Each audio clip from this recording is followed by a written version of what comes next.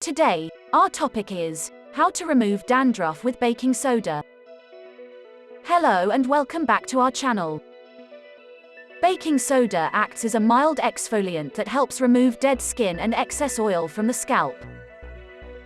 Baking soda baths were found to reduce itchiness significantly. However, overuse of baking soda can strip your scalp's natural oils and further aggravate dry scalp condition. Now, we will share how to use baking soda for dandruff removal. So make sure to pay close attention to every second of this video, as we are going to start. For this remedy, you will need 2 to 3 tablespoons of baking soda.